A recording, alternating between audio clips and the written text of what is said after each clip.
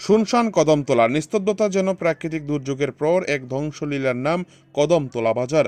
গতকাল অর্থাৎ রবিবার সন্ধ্যা রাত থেকে ধ্বংসলীলা চালায় একদল উগ্র জনতা। এর রেশ কাটতে না কাটতেই সোমবার সকাল থেকে শুরু হয় আবারও পাল্টা আক্রমণ, ভাঙচুর চলে বেশ কিছু দোকানপাটে।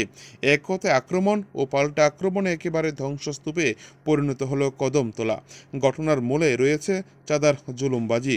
স্থানীয় ইন্ডিয়ান ক্লাবের সদস্যরা এক গাড়ি আটক করে বলপূর্বক চাঁদা আদায় করতে গিয়ে ঘটে চরম বিপত্তি। মারধরের অভিযোগ ওঠে ইন্ডিয়ান ক্লাবের সদস্যদের বিরুদ্ধে। এরপর থেকেই সমস্ত উত্তেজিত জনতা রবিবার দুপুরে বাজারে হালকা ভাঙচুর চালায়। তারপর বিকেলেই পুলিশের ব্যর্থতার কারণে সন্ধ্যা হতে ফের উত্তেজিত কিছু জনগণ কদমতলা বাজারে দখল এবং রাতভর ধ্বংসলীলা চালায়। ছোট বড় একটি দোকানও রক্ষা পায়নি আক্রমণকারীদের হাত থেকে। মূর্তিপাড়াতেও চলে ভাঙচুর, বেশ কয়েকটি মূর্তি ভাঙচুর করা হয়। তবে জেলা পুলিশ সুপার ভানুপ্রত চক্রবর্তীর ভূমিকায় সবাই নিন্দা প্রকাশ করছে। প্রশাসনের উপর আক্রমণ চালানোর পর সিআরপিএফ জওয়ানরা টিয়ার গ্যাস ছুড়ে এরপর বেশ কয়েক রাউন্ড শূন্যে গুলি চালায়। এতে ঘটনাস্থলেই সুলতান আহমেদ নামে এক যুবক প্রাণ হারায়, আরও বেশ কয়েকজন আহত হয়। এরপর ধীরে ধীরে পিছু হটে আক্রমণকারীরা। তারপর মহা আতঙ্কের মধ্যে রাত কাটলেও সকাল থেকে ফের শুরু হয় দোকানপাটে আক্রমণ। কয়েকটি দোকানে ভাঙচুরের সঙ্গে সঙ্গে বিশাল পুলিশ, সিআরপিএফ ও টিএসআর বাহিনী বাজারে দখল নেয়। সোমবার সকাল থেকে সমস্ত বাজার একেবারে শুনশান ও ধ্বংসস্তূপে পরিণত হওয়ায় বাজার ব্যবসায়ীরা কান্নায় ভেঙে পড়েন।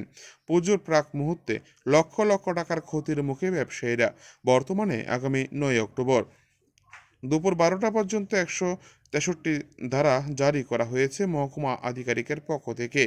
বর্তমানে নর্দার্ন ডিআইজি জিএস রাও, মহকুমা শাসক, জেলা শাসক দেবপ্রিয় বর্ধন সহ অন্যান্য উচ্চ পদস্থ আধিকারিকরা ময়দানে রয়েছেন। কদমতলা থেকে কিষাণ মল্লিকের প্রতিবেদন, টিভি 100 বাংলা। দুঃখজনক ঘটনা। আমরা প্রশাসনের তরফ থেকে 163 বিএনএ জারি করা হয়েছে। আমি এলাকার যে সম্পন্ন যারা নাগরিকরা আছেন, সব ধর্মীয় সংগঠনের ওনাদের সবার কাছে রিকোয়েস্ট রাখবো, এলাকার শান্তি শৃঙ্খলা বজায় রাখুন।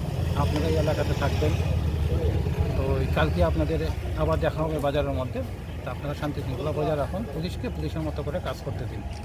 একজনের মৃত্যু হয়েছে, এটা সত্য। আমরা এই ব্যাপারটাও তদন্ত করে দেখছি। পাশাপাশি আসলে সোশ্যাল মিডিয়াতে না জেনে না বুঝে অনেক কিছু গুজব ছড়ানো হচ্ছে। এই গুজবের জন্য কালকে ঘটনা যেগুলি হয়েছে, তো সবাইকে রিকোয়েস্ট করব গুজব যেন কেউ না ছড়ান। কোনো একটা বিষয় সোশ্যাল মিডিয়াতে পোস্ট করার আগে দ্বিতীয়বার চিন্তা করুন, ভেরিফাই করুন। আর যারা গুজব ছড়াচ্ছেন তাদের বিরুদ্ধে আমরা যথাযথ ব্যবস্থা নেব। Thank you. Better health situation is much under control. We have one full company of BSF doing leg match.